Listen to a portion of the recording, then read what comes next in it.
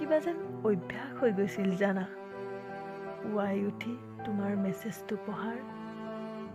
এতিয়াও মোবাইল চাওঁ পুৱা শুই উঠি। তুমি যেন মেছেজ দিছা, মই উঠিলোঁ নে খবৰ লৈছা? নাই, মোবাইলটো ঠেকেচিয়ে ৰাখোঁ।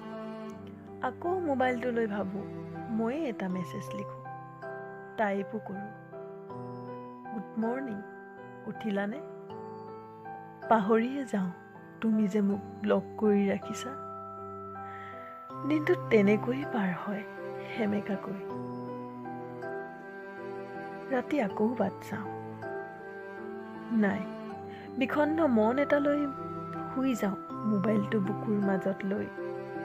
শুই যাওঁ তোমাৰ মেছেজৰ অপেক্ষাত। দিনবোৰ ৰাতিবোৰ তেনেকৈয়ে পাৰ হয়।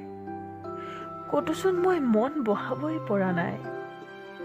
কেতিয়াবা যদি আকাশ হওক, কেতিয়াবা আকৌ বতাহ হওক, কেতিয়াবা জোনাকীজনীকো আমনি কৰিছোঁ তোমাৰ কথা সুধি।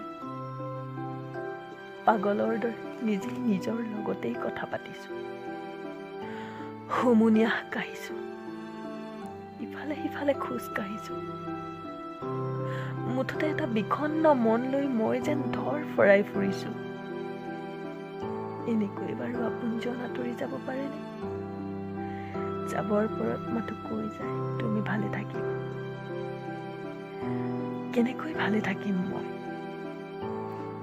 তুমি হয়তো নাজানা, মোৰ মোবাইলত তোমাৰ নাম্বাৰটো আজিও সযতনে ৰাখিছোঁ, কেতিয়াও ডিলিট নকৰাকৈ। ঠিক সেইদৰে তুমিও মোৰ হৃদয়ত থাকিবা, আজীৱন স্মৃতিৰ মিঠা টুকুৰা হৈ।